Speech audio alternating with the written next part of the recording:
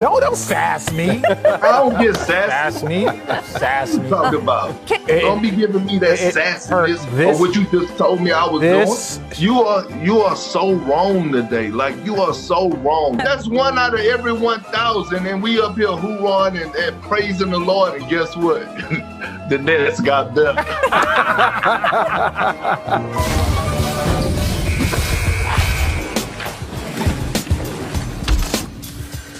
Welcome to The Jump. I am Rachel Nichols alongside the Bash Brothers, NBA champion Richard Jefferson, NBA champion Kendrick Perkins. Guys, we brought you back today because you promised to play nice, but I don't know how that's going to work out. Well, I just don't understand how, with all of the advances in technology, Perk can't figure out how to back up from the camera. Maybe he doesn't want to, Richard. No, but no one. Maybe what? Maybe I'm just trying to spread some of this hair that I still have on my face and my head and put it and share it with you. Or maybe, how about this, RJ?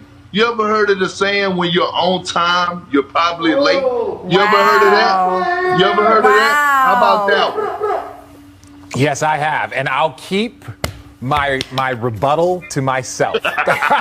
I will keep it to myself. Richard regularly walks into the studio with about 45 seconds to spare before showtime. But what they don't understand is that I'm here 45 minutes before, right? So it's just really for dramatic effect. That's the only reason why I do it. Can you say on television what you're doing for those 45 minutes? Because sometimes it's getting a sandwich, and sometimes, Perk, I don't know. It could be a salad. It could be numerous things, but we're on Disney, so we're not allowed to talk about that. All I know is producer Danny has a rule.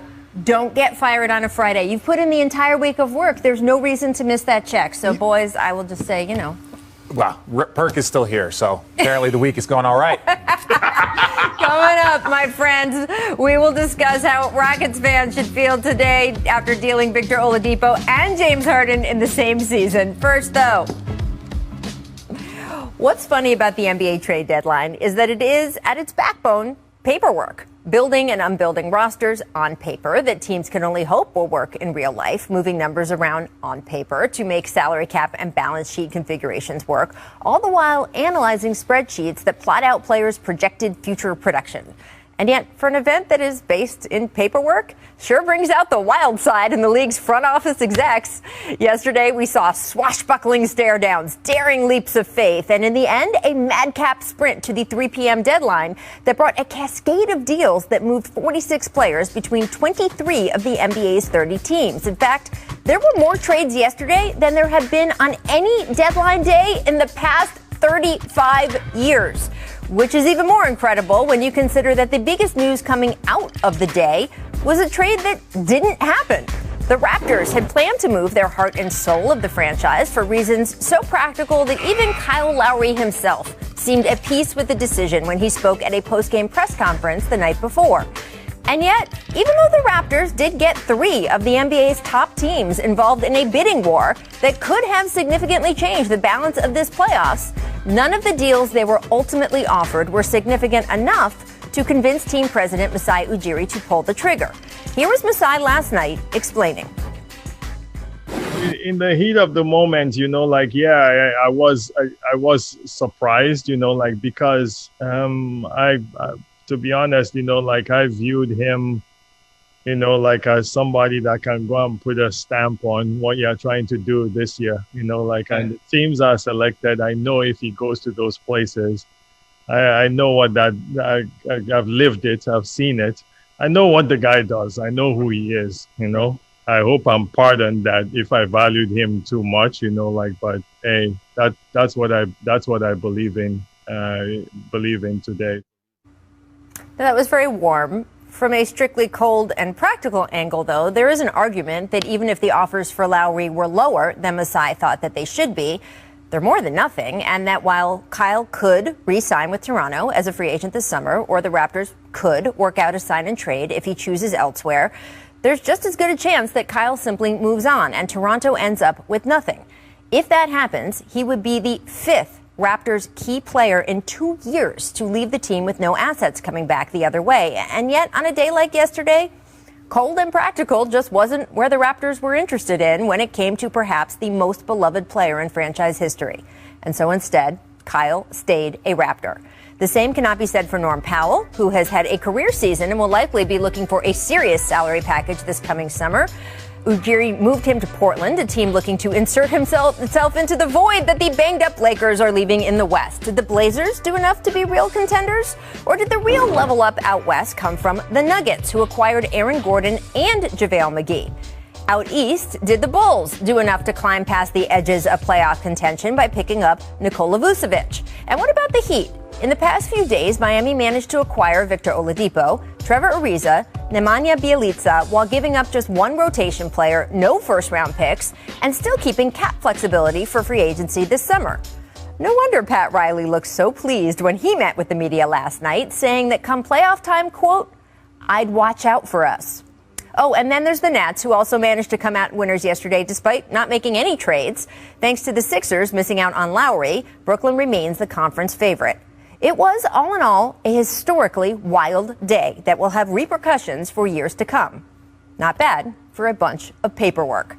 And guys, Caesars William Hill didn't update their odds until after we were off the air yesterday due to all the movement. Miami went from plus 1,400 to plus 1,200 after acquiring Oladipo. So they were the big mover. That puts them into the top four out east behind Brooklyn for the betting rights, Brooklyn, Milwaukee, and Philly.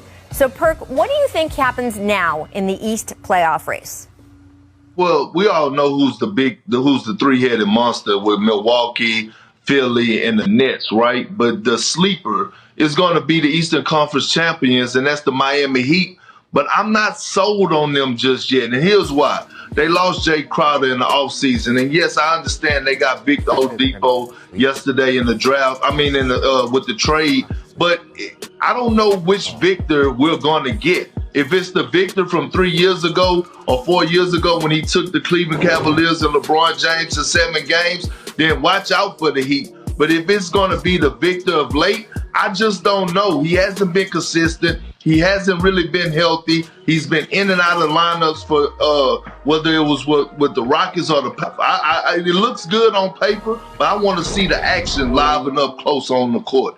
No, Perk is 100% correct, and that's not something you're going to hear me say a lot over the next hour. Over the next hour, you're not going to hear me say that. But Miami has brought themselves back into the conversation because they were struggling, because they've had guys underperform and injuries and COVID, and all the things that come with that. But my biggest thing about the Miami Heat is, are you going to be able to beat two of those teams? And I just don't think that they can. If we're talking about them making a legitimate run to the finals again, then you're going to have to most likely beat the Brooklyn Nets and then the Philadelphia 76ers, or you're going to have to beat the Milwaukee Bucks and then the Brooklyn Nets. And I just don't see them beating two of those teams back to back to get to the NBA Finals. Well, look, we didn't talk about the Milwaukee Bucks much yesterday because they didn't make a move yesterday, but we can't forget that they did acquire PJ Tucker earlier in the week. I think that did make them better. Mm-hmm. I am interested to see. Look, when we've seen the Heat and Sixers, for example, match up, Jimmy Butler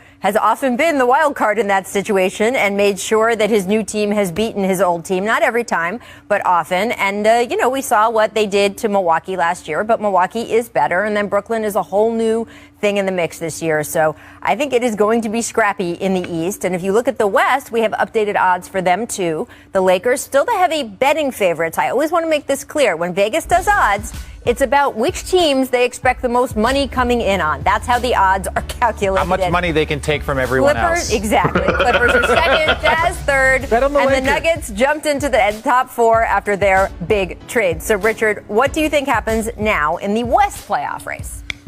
Whoo! I don't know. What was that noise? The woo was like, okay, look, the Denver Nuggets got better. They added pieces that they lost in the offseason as far as like athletic players. So you lose Jeremy Grant, you gain Aaron Gordon, who I believe is better than Jeremy Grant. You lose Plumlee, and then you gain JaVale McGee. So they kind of saw that what they lost, they needed back. Right. So, okay, Utah's been the best team all year long. I think the Clippers, they probably got the one player that they needed. They got the point guard that they needed, and Rondo he's that guy. So I just don't really think that anything changes. If the Lakers are 100% healthy, which is an if, the Lakers are the best team, and there's no one's going to beat them. So I think this in the West. Yeah. So I think this arms race is really for, can we get there? And if the Lakers aren't 100%, can we overtake them? And I think there's a few teams that can. Well, I have to disagree with you. Even if this Lakers team as constructed, if they're 100% healthy, they're not the best team in the Eastern Conference. I mean, in the Western Conference, RJ. When I'm looking at this team right now, without Anthony Davis and LeBron James, have you been watching them lately? Like last night, listen, literally, they were shooting shots and they were hitting so hard off the glass, I started ducking. I started ducking from inside the living room of the hotel. Wait, listen, Perk, no, stop. Perk, stop. What would the Utah Jazz look like if you took away Rudy Gobert and Donovan Mitchell? What would the Suns look like if you took off Chris Paul and Devin Booker? What would the Clippers look like if you didn't have Kawhi Leonard and Paul George? They would look like the Lakers are looking right now. No, they wouldn't. No, they wouldn't. No, they wouldn't. No, they would not. And here's what I'm saying. Everybody else is getting better. You got the Portland Trail Blazers, in my opinion, who got better yesterday. After watching them against the Miami Heat without even the addition of Norman Powell, looking at C.J. McCollum, how he's tearing it up, coming back off an injury, dropped 30 in the first half. We know what Dame Dollar is capable of. But then they add Norman Powell to the mix, a guy who's averaging 20 points a night on high field goal percent shooting, a big guard with tenacity, and he's a champion. He's coming in with that championship pedigree, and he's battle tested. What I'm saying right now is that the others for the Lakers don't look that convincing to me no more. Like Caldwell Pope is not playing well. Marcus Gasol is not playing well. We had, Taylor Horton Tucker. He's shown us flashes in a small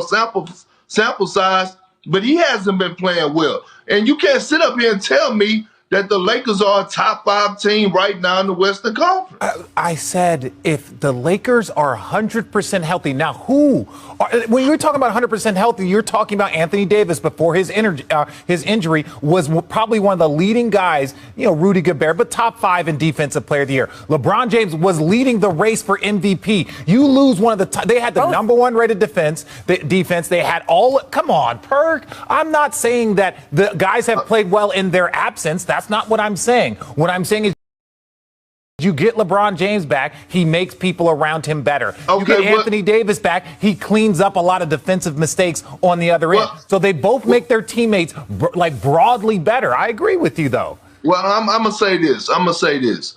You cool with Braun. I'm cool with Braun. You got his number. You call and ask him what's his level of concern right now after watching this Lakers team play without him. You ask him what's his level of concern. Because to me, the role players are not stepping up. And this is why I said yesterday that if I'm the Lakers front office, I am making that trade for Kyle Lowry. I don't care what I got to give up. Are you watching the games, RJ, or are you just coming on here talking about it? You can't be watching the same games I'm watching. He's calling some of the games. Thank you. I'm actually calling the games, Perk. Some of us work at nighttime. It's okay. But this is my thing, Perk. I agree. He works in the morning. I just want to say. I'm not saying, Perk, that they're playing great. But what we're saying is the addition of these two guys. The reason why Chris Paul was an MVP is when you put him on the team, everyone looks a lot better and a lot more organized. You put Braun on the court, they're going to look a lot better and a lot more organized. So I'm going to give the two of you a commercial break to figure this out. We're not going to agree. Producer Danny knows that, hey, we could just let this go. Oh, he tells me that we have a little segment during the commercial break. So look for that because they'll still be arguing about this. Also look for Dwight Howard because coming up, we will discuss